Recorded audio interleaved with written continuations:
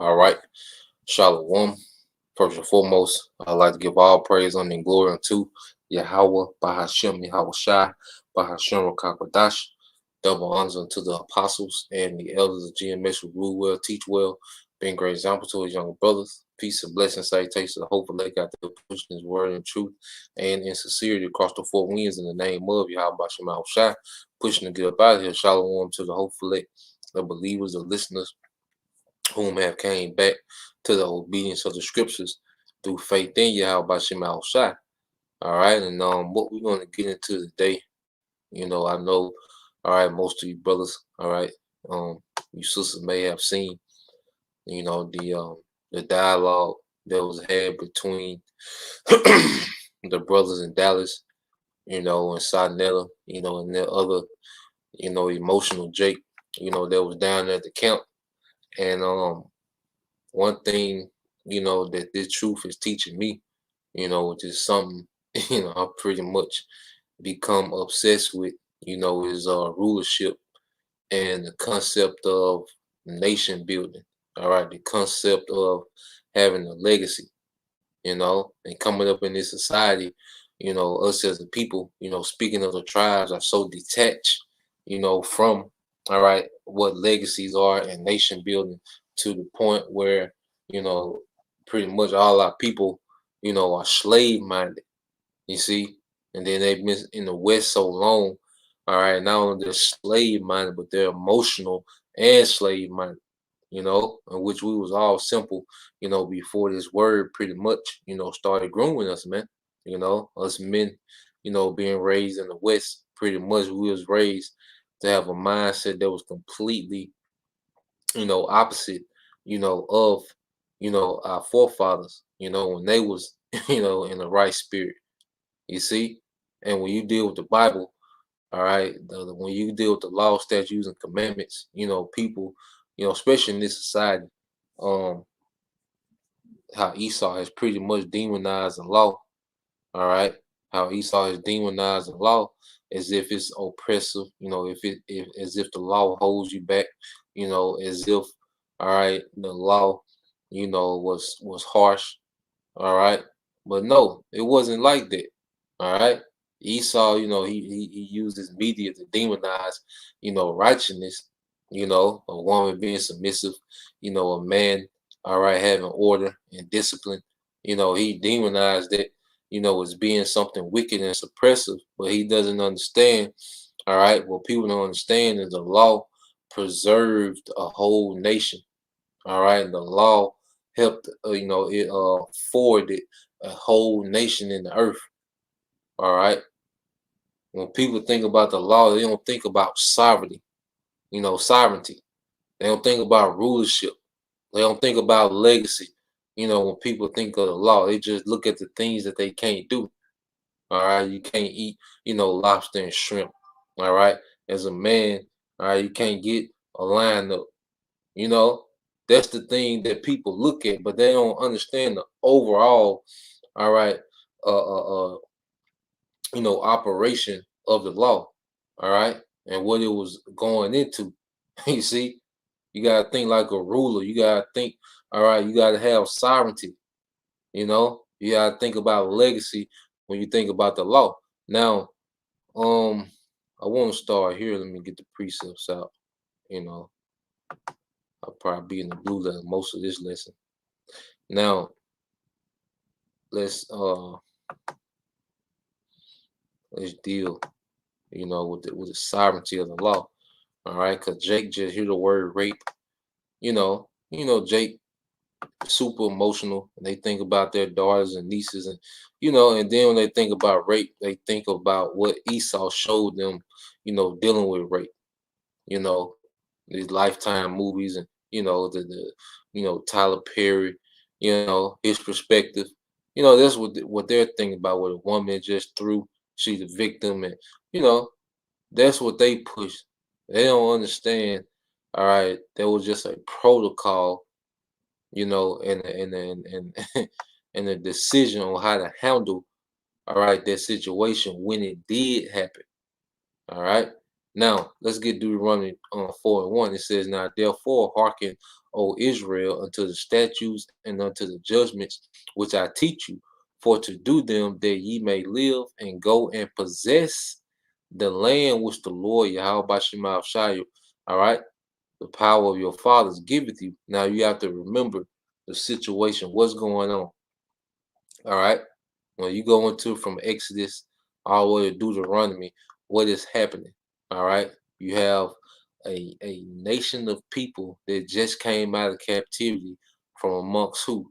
The Egyptians. All right. The Egyptians was heavy, into witchcraft, into paganism, into, different rituals. And all right. So this nation of people has just witnessed, a people live in a particular way, all right, and govern their kingdom in a particular way. So the law, statutes, and commandments was grooming, all right, us for sovereignty, all right. That's why I kept talking about before that I go to possess the land, because when you possess land, you're sovereign. All right. What makes America sovereign, a sovereign nation? Well, first off, it starts with the land, and then the power to do what? Protect that land, you know? And then that land is governed by laws. You see? So before, all right, you know, before you establish anything, there has to be order. It has to be established by order. Even with the Constitution, they didn't write the Constitution last week. That was one of the first thing they did, as establishing, all right, what America is, a nation. There was a standard. All right. Now Esau came and stole the land, all right, which that was prophesied, you know, but he had a new land, so he had to what? Make judgments for their land. So the Most High was giving us judgments. If this happened, do this. If that happened, do this. If it happened this way, do this. If it happened that way, do this. And it was all for what? To forward, all right, legacy, to nation build. Even you had Sarnetta, he was talking about the law where, let's say, if I had a brother and he had a wife, and he didn't have any, children, especially sons, from that woman, and he died. All right. Well, it will be my duty, all right, to take on his wife and raise up seed instead of my brother to do what? Continue his legacy, continue that name. My brother would have substance, all right, and he would need an heir for this substance. You see, Jake just hears sex and Jake lose it. You know, you see, Jake was raised by Martin. Living single. All right, comic view. Jake don't. Jake just hears sex and you know and lose it, get emotional. So you mean tell me your brother's wife? Well, first off, my brother's dead. All right, so it's not his wife anymore. Even the law tell you that if a if a woman, all right, husband die, she's freed, all right, from that covenant of marriage. You see, she's free from that covenant. Matter of fact, um, let me see if that's in Corinthians. I think even Apostle Paul spoke on it.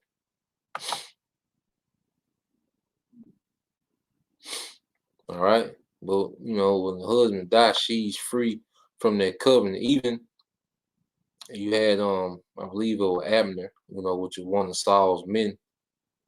All right, and after Saul died, Abner, had dealt, one of his concubines, and you had Saul's son, pretty much try to check Abner, about dealing with one of his father's concubine, but Saul was dead. All right, so those women were free from that, that bond from that man. All right, they'll be, you know, um, all right. Let me see. I want to say Apostle Paul spoke on it, but long story short, that's when Abner said, he pretty much because Abner was fighting, to keep the house of Saul in power. All right, so um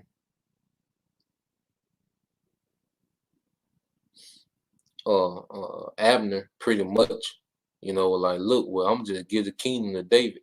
You see, since you tripping, like your father did, and I ain't did nothing wrong. All right. Uh,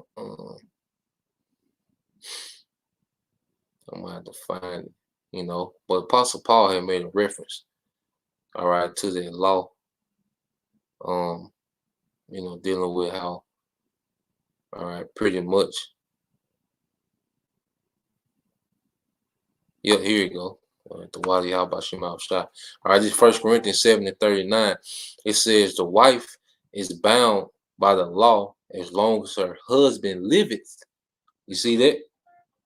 As long as her husband liveth.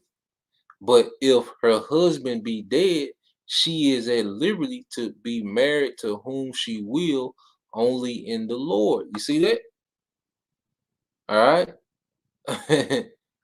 So, going back to that custom, all right, about if I had a brother, that died and he didn't have no heirs, well, it would be my duty, to go into his wife, all right, and raise up seed for him for his inheritance, so that inheritance can be further. All right, because people that's born into the earth need substance. They need land. All right, they need resources. So the thing was to keep that inheritance going, to keep expanding that inheritance. You see, you have to think this law wasn't for regular people. This was a this was a law for a royal, all right, noble people.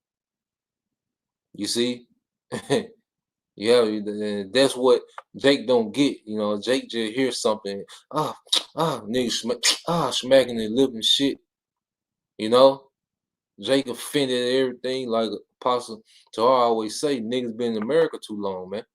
And they think that this is the only way you can exist is 2021 in America. You know, that's the end all be all way of existing. No, man. All right. There's a way that's way above this way, man. You see? Now, let's all right, this is Deuteronomy 4:2. It says, "Ye shall not add unto the word which I command you, neither shall you diminish aught from it." Yeah, because the law, all right, was made perfect. You know, following these laws, statutes, commandments, all right, is a perfect way. Now, it's not in us, all right, to do it within this flesh, and we strive for it. All right. But the law itself, is perfect. That is why I say it doesn't need anything added to it or taken away from it. And I believe Apostle Paul spoke on that too. Which we know he was raised, all right, as a Pharisee, man. All right.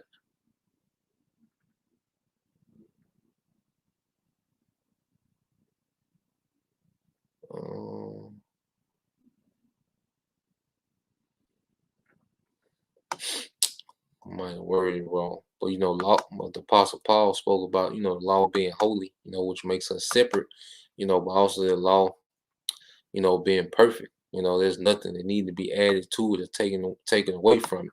Now it says, "Ye shall not add unto the word which I command you, neither shall ye diminish aught from it, that ye may keep the commandments of the Lord your power, which I command you." It says, "Your eyes have seen what the Lord did because of Baal Peor. For all men that follow Baal Peor, the Lord Yahweh Bashem Al Shaddai, power have destroyed them from among you." Yeah, because that idol worship came with a lifestyle. All right. And idolatry came with when you go into Baal Peor, it came with, sexual orgies and, temple harlots. All right. It came with disorder, which would cause confusion. Adultery was permitted, with all these things, similar to black culture. Pretty much black culture today, you see. But that way, all right, what did it produce? It produces disorder, legacies would be ruined, all right, with this. That's why adultery was treated so harshly, because not only are you dealing with another man's woman, all right, but you can destroy that man's legacy. All right. You can destroy a man's legacy by doing that, man. Now here it is, you get his woman pregnant. All right. What type of confusion is that? They can interfere heavily with a man's legacy, man. It's much bigger than just the act of sex. All right. It's much bigger than that, man. Sex is just an act. All creatures, you know, how many creatures on earth have sex? You know, it's just a bodily function, man. It was the outcome. It was all right, the mindset. What was it producing? All right, because you have sex to produce legacies. You know, when we was in our sovereignty, sex was a way of producing legacy. Of course, Israelite men, we was made to be fruitful and multiply. So yeah, we're gonna have a high sex drive. All right, we're gonna like a lot of women. All right, it's in our nature. you know, it says Deuteronomy 4:4 says, but ye that did cleave unto the Lord Yahweh Bashem Shai your power are alive, every one of you this day. And he was showing them, like, look, like the brother put. Let me get that.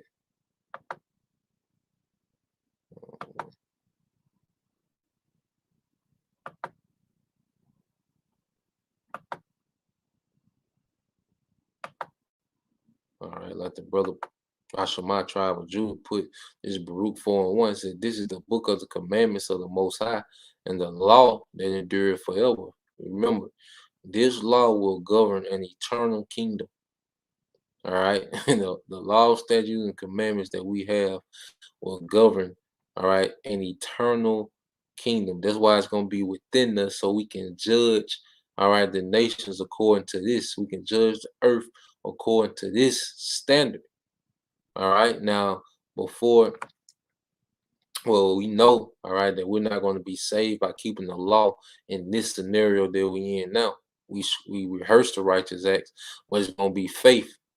Because there's going to be decisions that we're going to have to make, based on faith, all right, that the Lord is going to be pleased with and save his elect, But we rehearse the righteous acts, and we, are starting to understand the concept of the law now, all right? When you think like a ruler, when you think like nobility, when you think about legacy, all right, when you think about wisdom, all right, the wisest way to exist on the earth, you understand the law, all right? And it says, "All they that keep it shall come to life, but such as leave it shall die." Yeah, and we see the results of our people leaving their way. What do you have? The alphabet crew, men cutting their rise off. All right, the thing that's supposed to bring life, sex, it brings death. It can put you to death. STDs, you see, shootouts. drill music, and that comes from what, man? Our people wanting to do what they want to do with no standard. All right, because the main thing that people hate, about the Bible is that it has a standard. You know, that's the majority, of the disagreement with the Bible is the standard. People don't want to be restricting anything. People want to do what they want to do when they want to do it, and they want to judge it by their emotions and how they feel. All right, how they feel, and that's why the majority of our people, all right, they conflict, with the Bible. Now,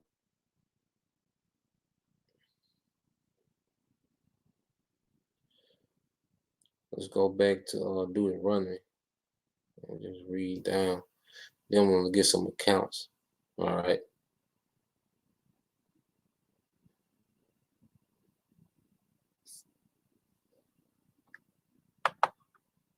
All right.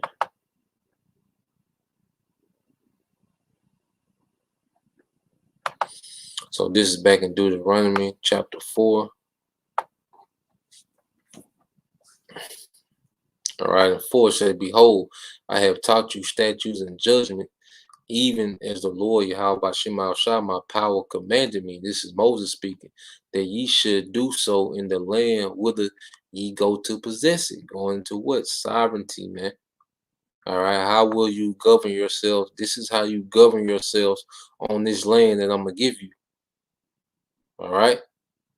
When you establish, all right, when you have a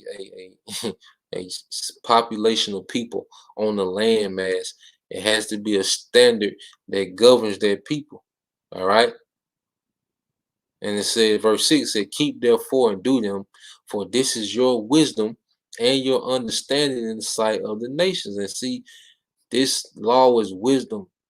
All right. What is the law? It's the wisest thing to do if this happened. It's the wisest thing to do if that happened. All right.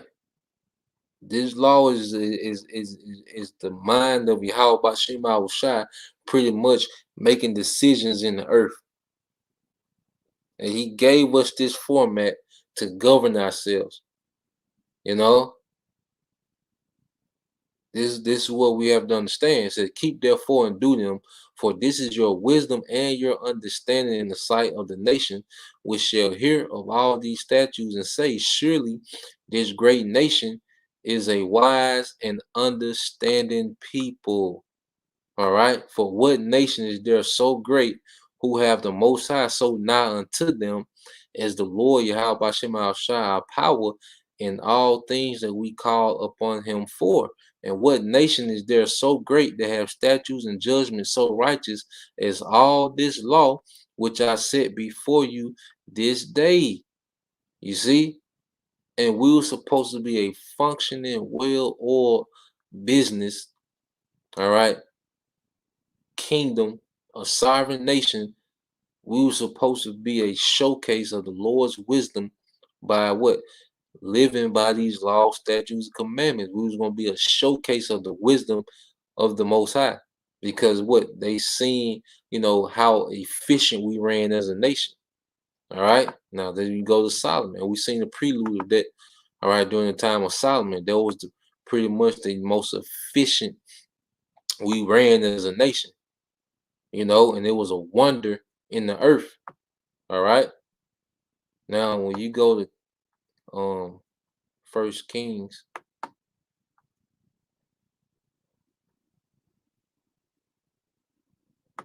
all right, chapter 3. All right.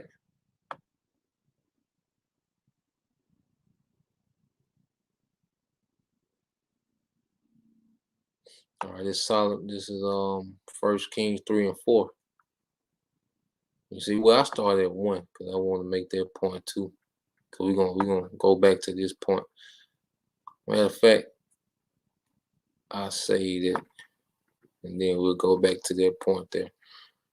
All right, now this is on First Kings 3 and 4. It says, And the king went to Gibeon to sacrifice there, for there For that was the great high place, 1,000 burnt offerings did Solomon offer upon their altar.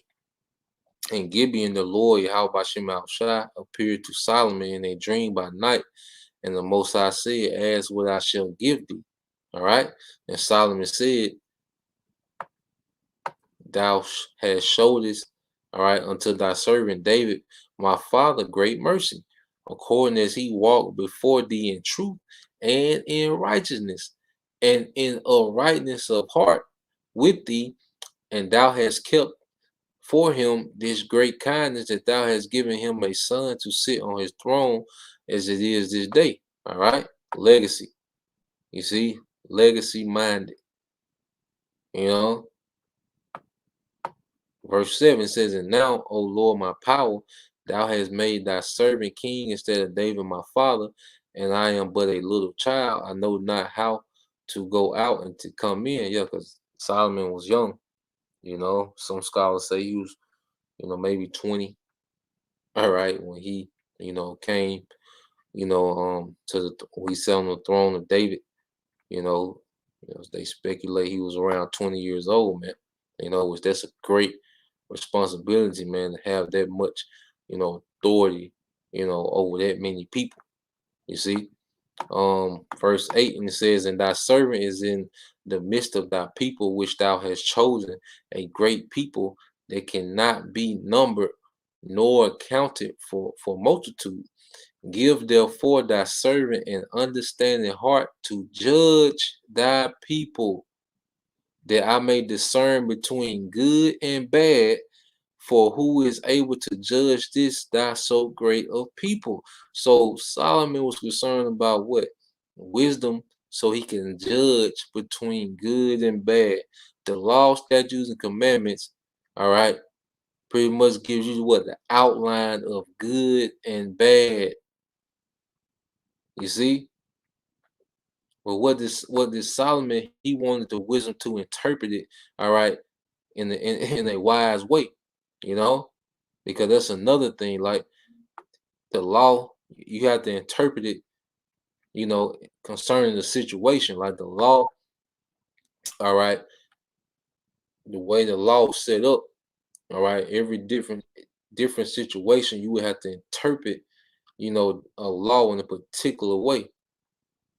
You see, even going back to the sons of Benjamin, who needed wives. Well, there was a law that permitted them, all right, to take women. Now, that wasn't the go-to way, all right, for our forefathers to get wives, all right.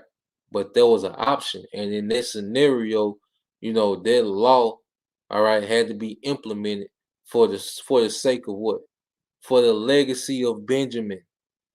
They didn't. The elders came together and were like, "Look, we can't let Benjamin go extinct. We can't let the legacy, because this, remember, this is an actual man named Benjamin, Bun Yum Yum in the Hebrew. All right, son of the righteous. You know, that's an actual man. So they are, look, we can't let Benjamin legacy, all right, fade out. They have to get sons, so they have to get wives, all right, so they can, all right, get the population up. So they implemented their law for the purpose of legacy, of inheritance. All right. It wasn't just so Benjamin can get freaky. You see, it was for them to what? To be fruitful and multiply and carry on the legacy of the man Benjamin, one of the patriarchs, man. You see, the Bible is about reality, man. And the East and the West don't combine.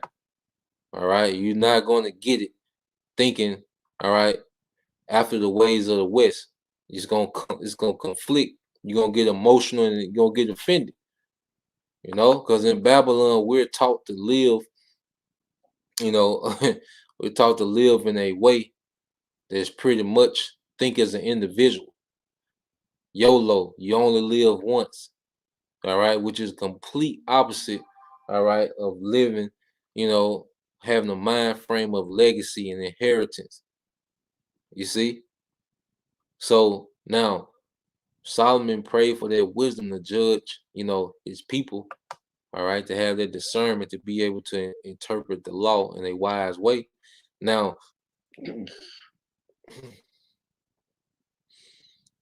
when you go to the next chapter in First Kings, what was going on? Remember what it said in Deuteronomy 4 and 6. All right, about how the law, how these nations will react to us keeping the law. All right.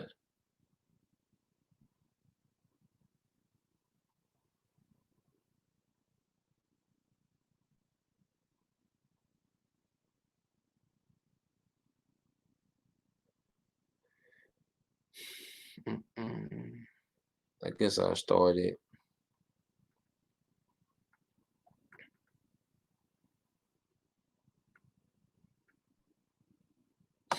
And this is it says Solomon's power, wealth, and wisdom. This is First Kings 4 and 20.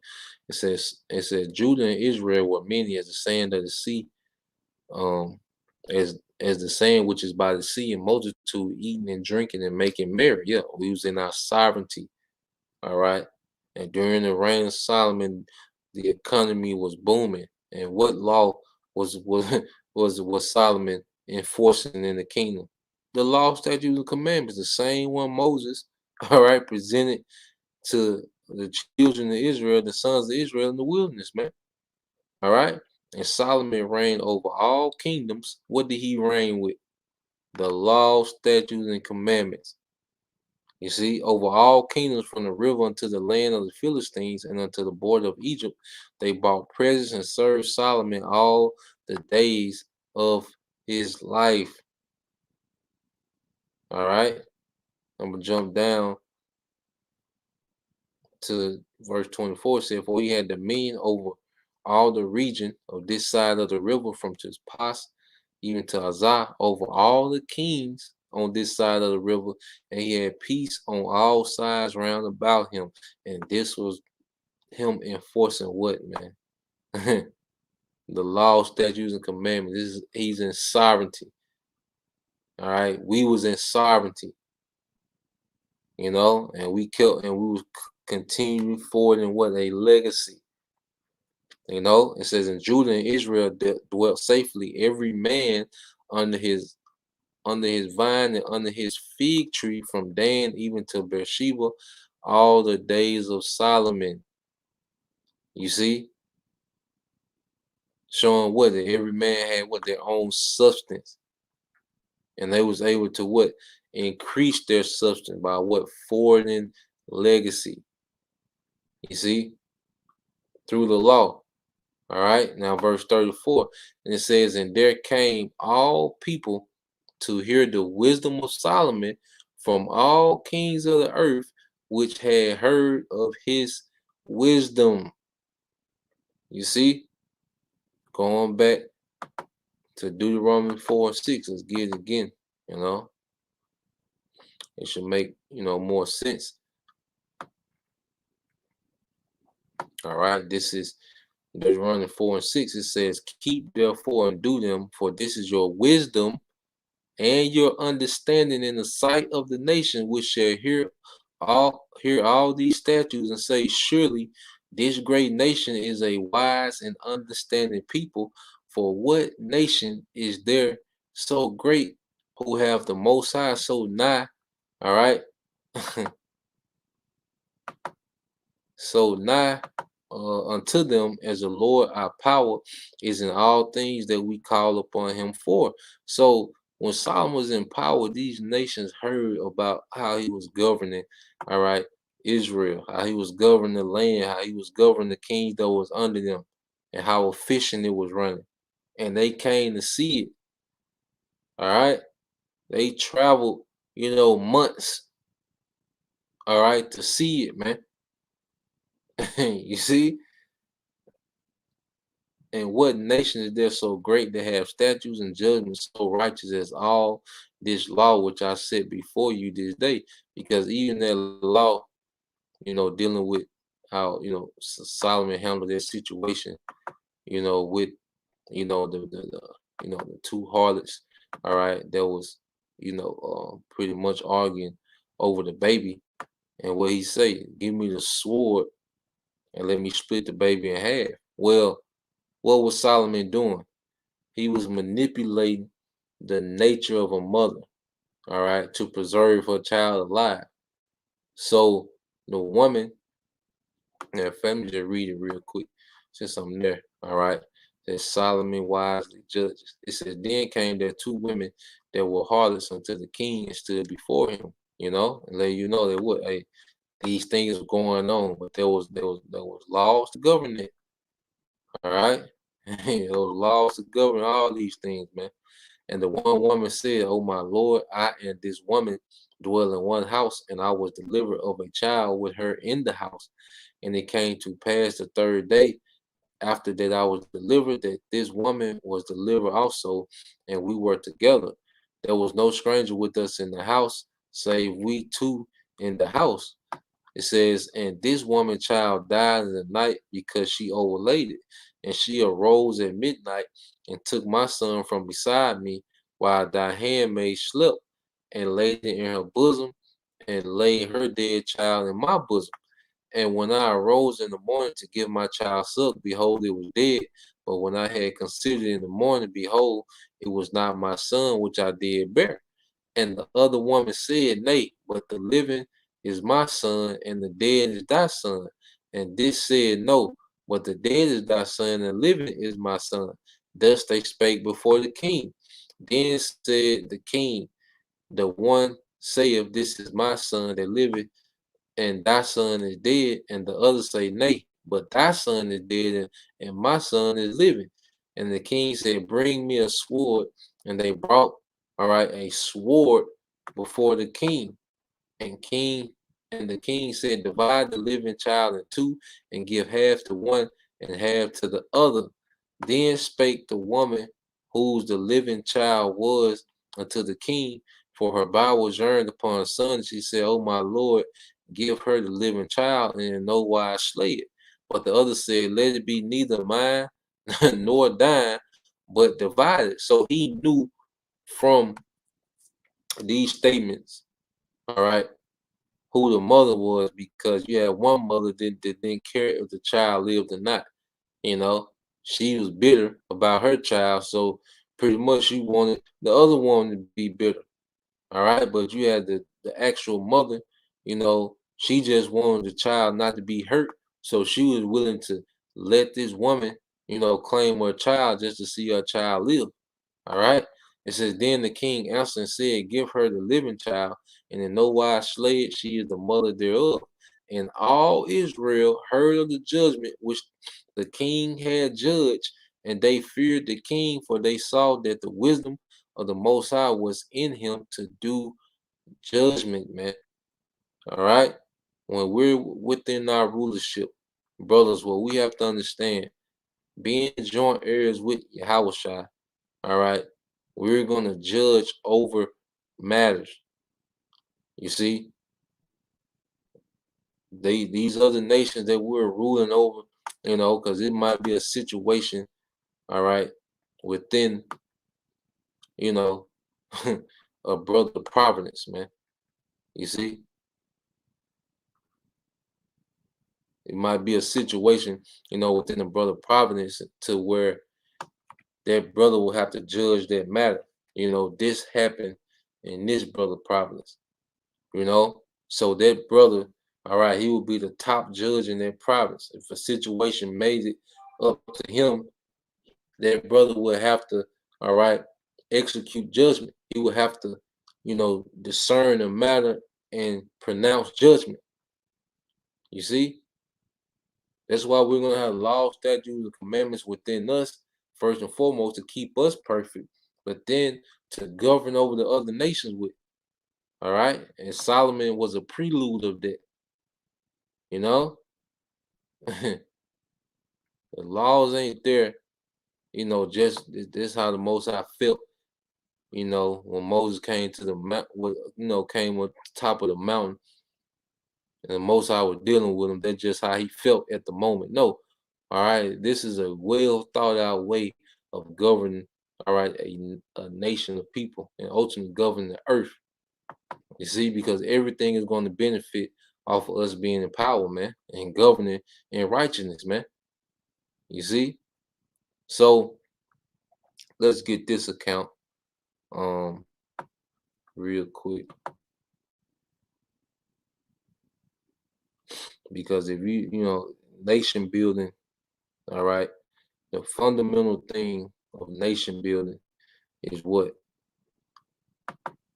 If a brother, I'm asking you brothers, what's the fundamental thing of nation building? You talking about building a nation, what's all right, the foundation, all right, of nation building.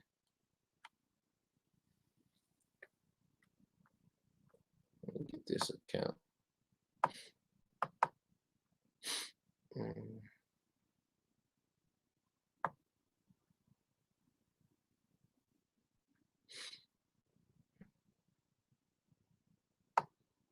Now we're gonna want to get this account in Genesis, which we will from, we all familiar with it, dealing with, all right, Dinah, all right, which was the daughter, of Jacob, you know, she was the daughter of Jacob, because when you deal with nation building, the fundamental thing is the family, you see, and the way that Yahweh Shema Shai, had, family structure set up, it was made for everybody to win, all right?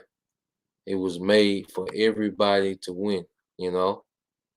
Yeah, and you close brother offspring, but that family structure, in general, that family structure in general is the foundation, of nation building. So let's get this account, all right. And Jake, like I say, when Jake just hear rape, all right, he get that Tyler Perry spirit, and bug out, man. But he don't, yeah, Jake got it up, man. But yeah, this is Genesis 34:1, and we're gonna read this account and see what was going on surrounding this account. All right. Now it says, and Dinah, the daughter of Leah, which she bare unto Jacob, went out to see the daughters of the land. All right. So the place where they were dwelling, pretty much Jacob had set up shop in a particular place. And the daughters of those other people, like Dinah went to, go socialize. And when Shakim, the son of Hamar, the Hivite, prince of the country, all right, so this is what? Royalty, all right? This is royalty, nobility. You see that? Saw her, he took her and lay with her and defiled her. And his soul clave unto Dinah, the daughter of Jacob, and he loved the damsel and spake kindly unto the damsel. And Shakim, all right, now he's royalty. Did he, all right? Was it endless, endless threads of text messaging? No, man. All right. Now, I say this is something that happened. All right. This is something that happened. This wasn't the go-to way to get a wife. A lot of marriages were arranged. All right. A lot of marriages were arranged marriages, you know, but you had this happen from time to time, and the law, all right, gave us the protocol to deal with it. Now with this situation, with Hamar, being a Hamite, which the brothers, Dinah brothers, they gonna go into it, all right, and kind of expound on it, but just to show you that this happened. It says, and Shakim spake unto his father Hamar, saying, give me this damsel the wife. And Jacob heard that he had defiled Dinah his daughter. Now his sons were with his cattle in the field, and Jacob held his peace until they were come. And Hamar, the father of Shakim, went out unto Jacob to commune with him. And the sons of Jacob came out of the field when they heard it, and the men were grieved and very wroth, because he had wrought folly in Israel and lying with Jacob's daughter, which thing ought not to be done. All right, because there was a heathen, and they're going to go into it. It says, and Hamor communed with them, saying, "That's the soul of my son Shechem longeth for your daughter. I pray you give her him to wife." So what do you have? You have two men, all right, the head, all right, Jacob, the head of his household, and Hamor, the head of his household. What are they doing? All right, they dealing. All right. Now, the Jacob's sons, they did feel some type of way. And you can imagine Jacob felt some type of way. All right. But was Jacob spazzing out? All right. No, man, he was communing, all right, with Hamor. All right. Men talking. You see? And it says, and so what's finna happen now? Now Hamor is pretty much about to try to join his house, all right, to the house of Jacob through marriage. All right, but the spirit didn't want that, so we know how the story ends, you know. But what you're finna see is Hamor, all right, and Jacob. They're talking, and Hamor is pretty much talking about legacy and nation building, just to show you how all ancient man thought. All right, the ways of the East was centered around family and legacy. You see. Now we're gonna read it. It says, Hamor communed with them, saying, "The soul of my son Shechem longeth for your daughter. I pray you give her him to wife, and make you marriages with us, and give your daughters unto us, and take our daughters unto you. And ye shall dwell with us, and the land shall be before you. Dwell and trade ye therein, and get you possessions therein." All right. So he like, look, y'all gonna get our daughters, we're gonna get y'all daughters, we're gonna work the land, y'all can trade, y'all can, do business, y'all can increase. We gonna ball, we're gonna join houses, and you know, we're gonna have more children, we're gonna expand land, we're gonna expand business. You see?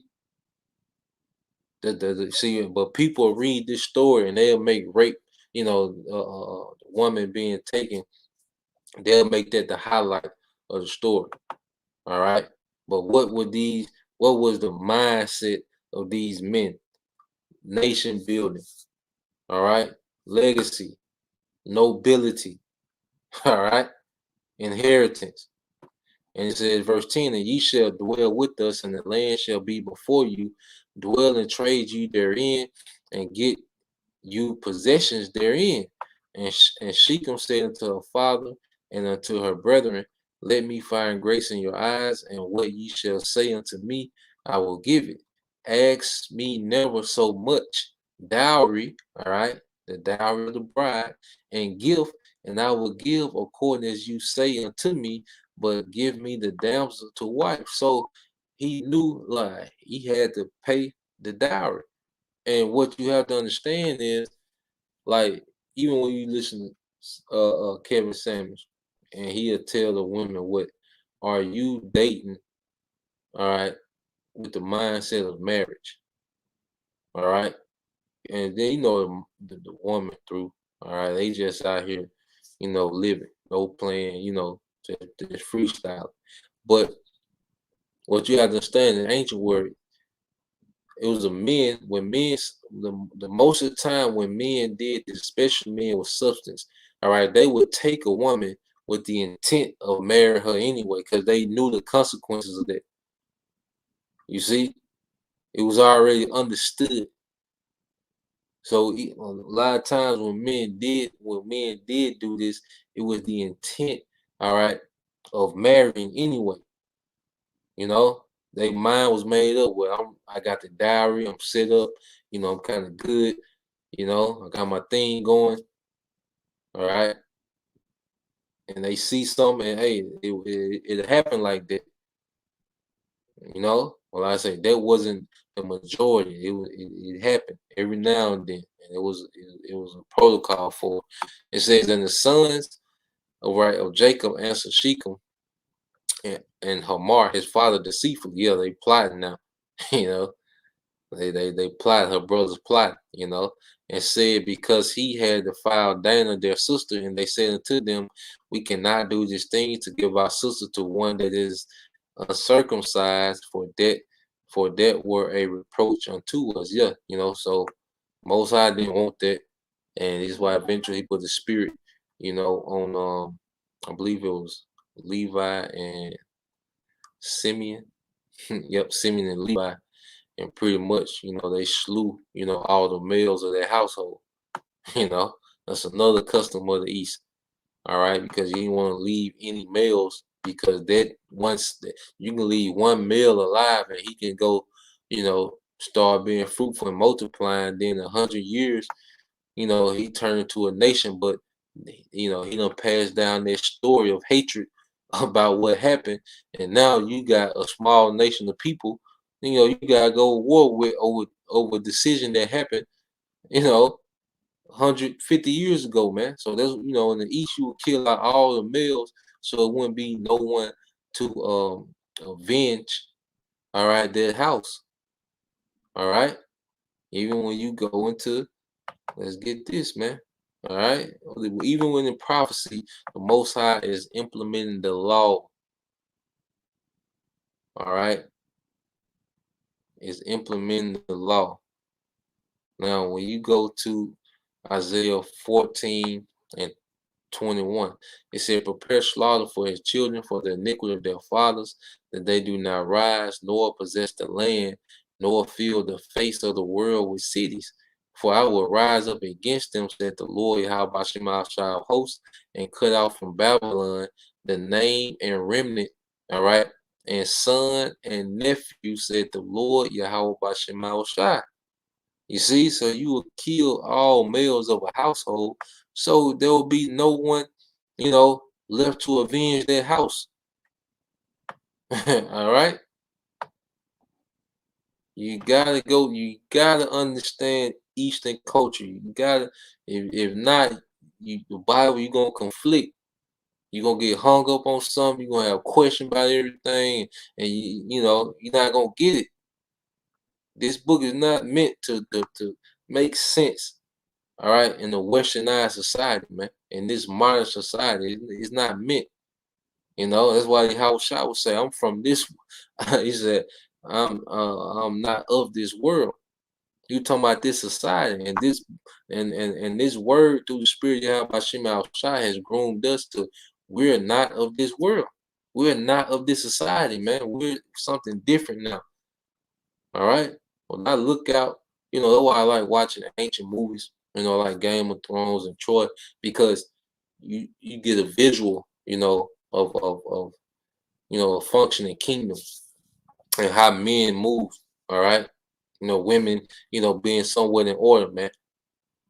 You see? And when you look in this society and how off it is, and then you move different, man. You see? But um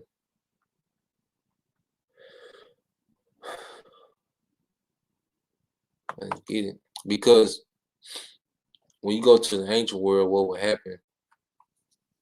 You would have different pacts, between families about, I look, you give us your daughters, we give you our daughters, all right, and we're gonna build. Because even when you go back to Abraham, all right, now when you go to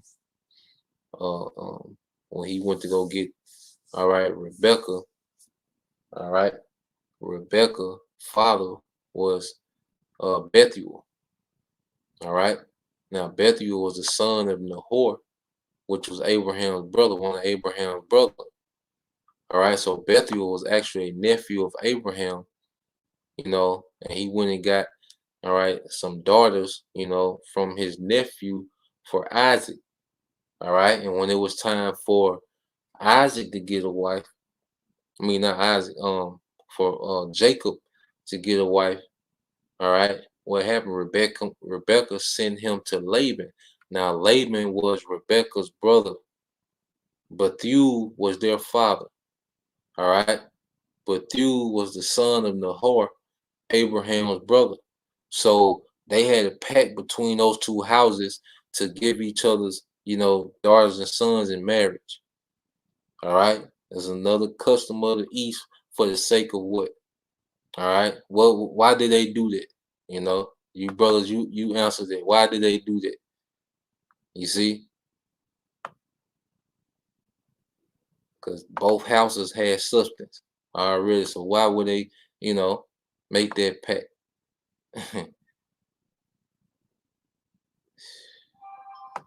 So I guess we'll go here and end. Let's get Deuteronomy 22. You know, the the infamous Deuteronomy 20, 22nd chapter. All right, Jake faint. All right,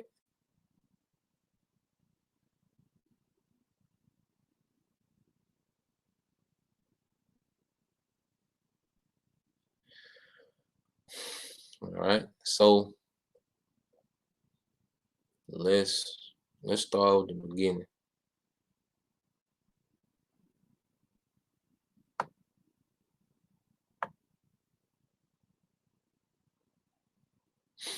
Let's start in the beginning.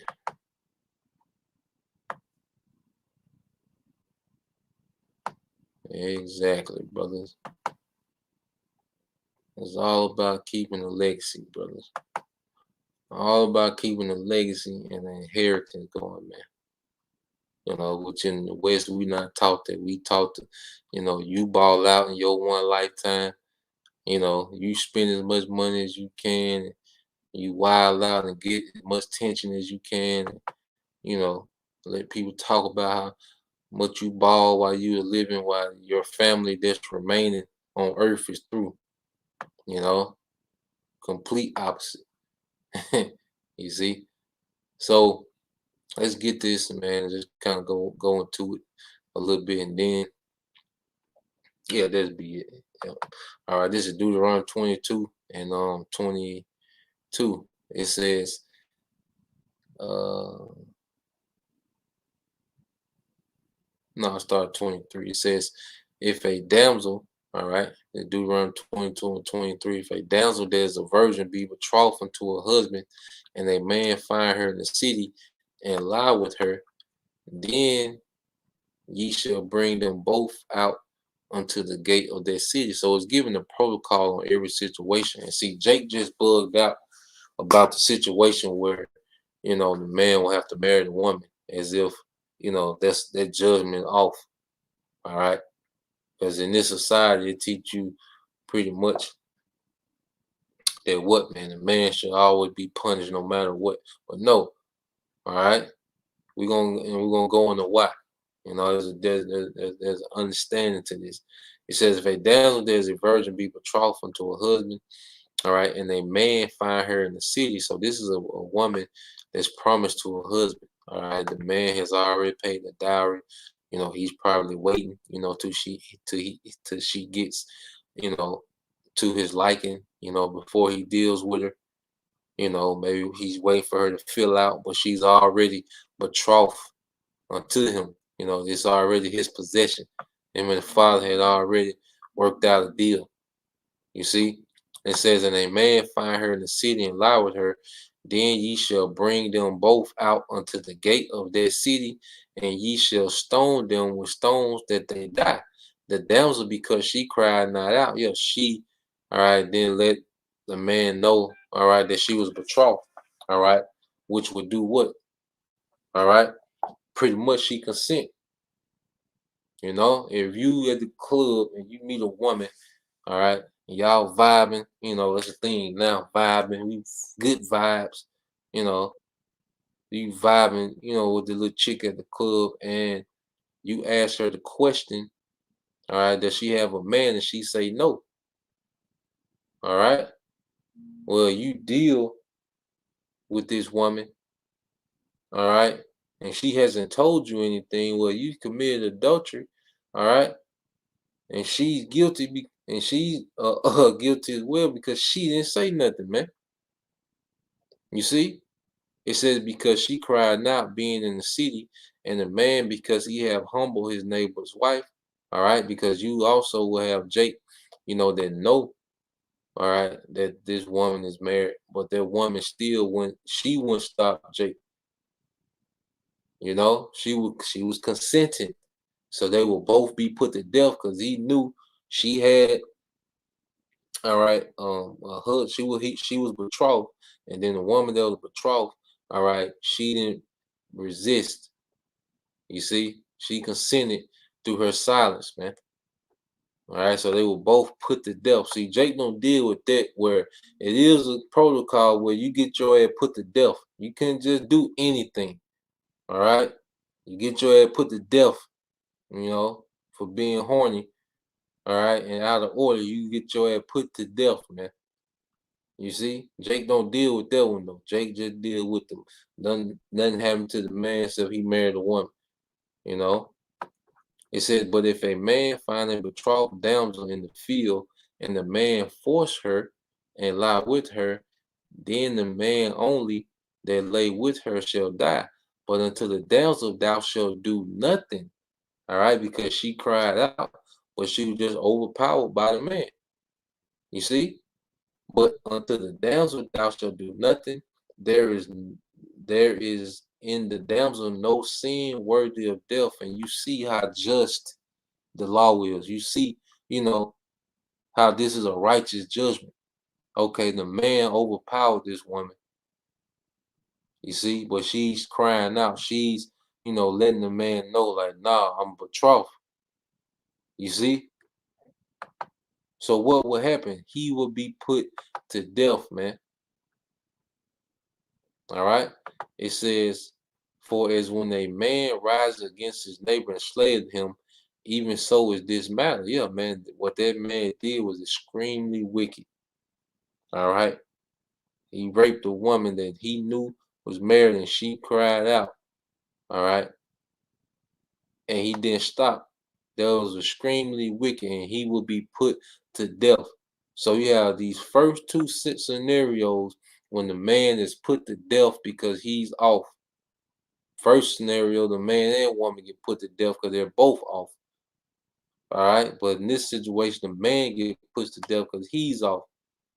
Now you get to the last one, and this is where, all right, niggas lose.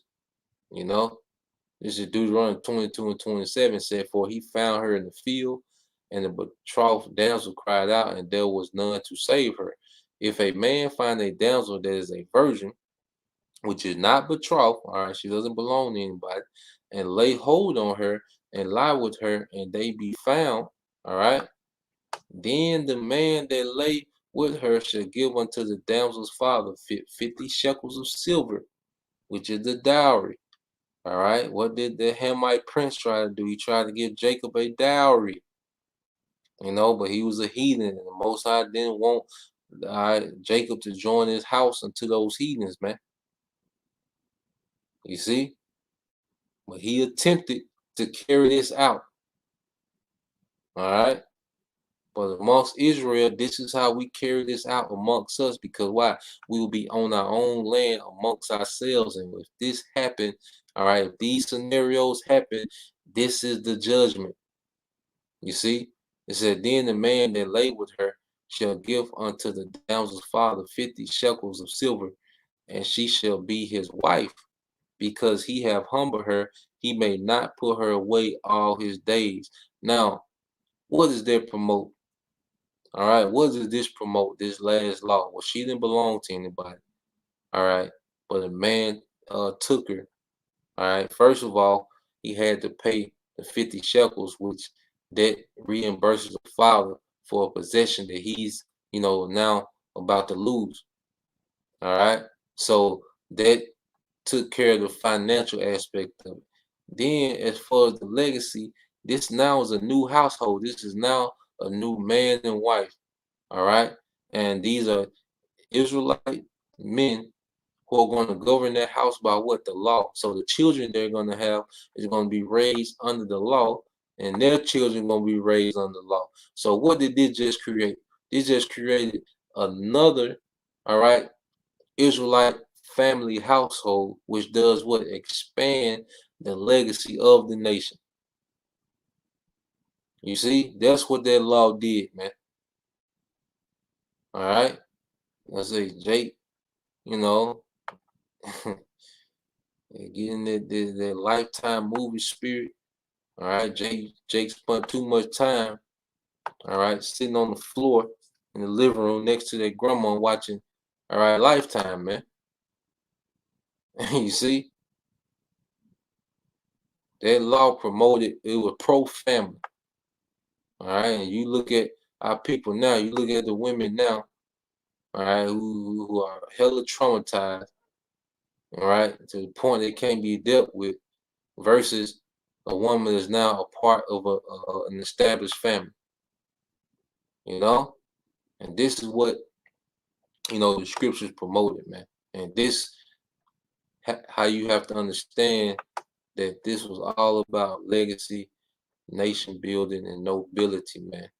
All right. That was the wisest decision that you make, dealing with that judgment, man. And in the kingdom now, Israelite men are not going to be, have to rape anything. All right. Women are going to be raised their whole lives just to be our wife, just to serve brothers, man. But the realms, that you brothers, the providence that you be over, you're gonna have heathens that you're gonna have to judge. It might happen. You might be, let me say, the brother, you know, Bayan Yashala, all right, and say he's in providence, and some Edomites within his providence, and this situation comes up. Well, the brothers are gonna judge that according to their law. All right, the heathen still gonna be in the, they're gonna still be, all right, mortals. They're not gonna be perfect. They're not a part of the covenant, which puts the law, statutes, and commandments within them. So they still, all right, are going to do fleshly things, you know. And when these things happen, those protocols will be enforced. All right. If an Elamite, he deal with, another man's wife, and she, all right, cries out, well, that Elamite man gonna get put to death. All right. If he deal with a woman that's betrothed and she don't cry out, well, that Elamite man and woman gonna be put to death because they both was wrong. You see? But if she's not betrothed and the Elamite does that, well, he has to pay that dowry, and he can't put that woman away. That's your woman now. Now you got to ride it all the way out. You see? All right. This is what this is speaking about, man. This is what the laws are for, man. All right. And if you if you got a Western way of thinking, it's not gonna work, man. So yeah, I just wanted to bring that out. Lord will, it made sense, edifying to you brothers, and you few sisters, man. Because as you can see, the black unconscious community, the spirit is hammering it to pieces. I know Elias Woman did a video dealing with that madness. Which when you go into black consciousness, they never talk about legacy. They never talk about nation building outside of America. All right. They the doctrine is bugged out, through. But we had perfect wisdom and understanding. That's what we're getting back to, man. And I look forward to ruling with your house shot, Lord willing, I endure, man. You brothers as well, man. I look forward to the rulership, man. You see? So Lord will, you brothers and you few souls edified to next time I say Shalom. Kwam Yashala, Abba, DTA soon.